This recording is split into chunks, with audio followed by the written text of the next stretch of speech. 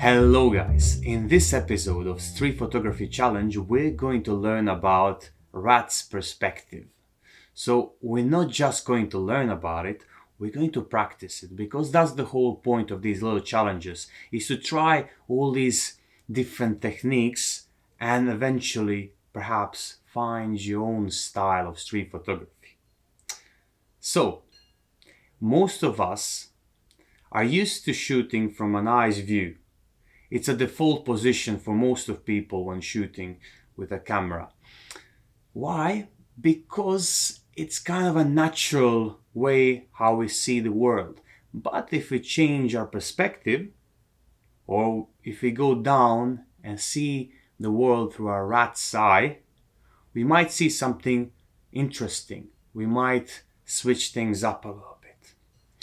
So why a rat's perspective? So what better way to capture filthy, gritty streets of any city than from a rat's point of view, basically. I'm not saying to go down and crawl on your belly on a wet pavement.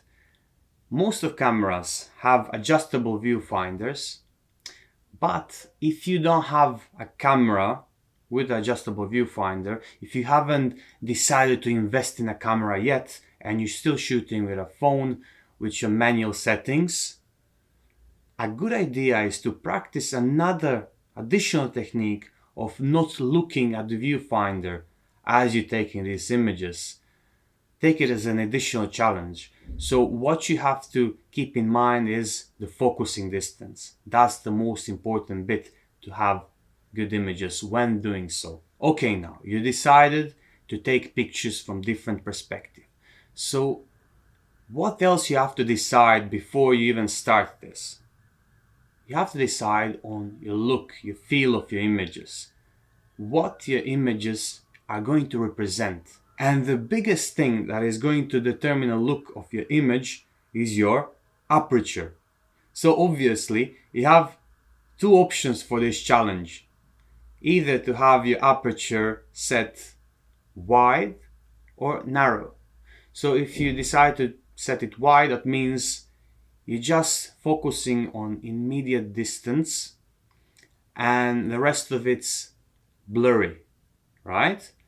But if you decide to shoot with your aperture narrow, that means you're focusing on the whole image, most of the image at least.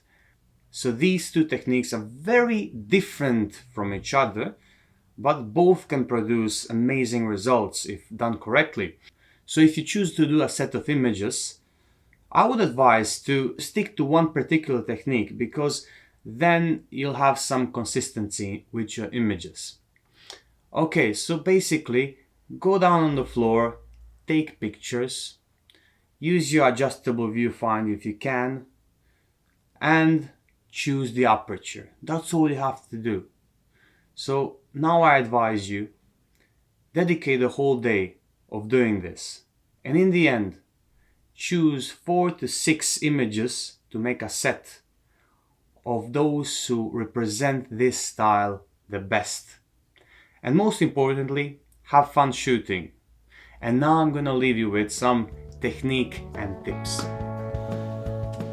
Manual focus is often more accurate.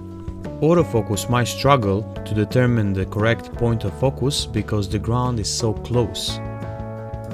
It can be great to do this in low light or at night, as the ground effectively acts as a tripod, allowing for longer exposures. Find some flat ground. It is important that your horizon is straight.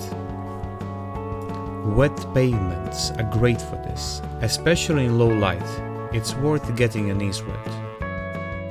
Decide what you want to include and exclude in your shot.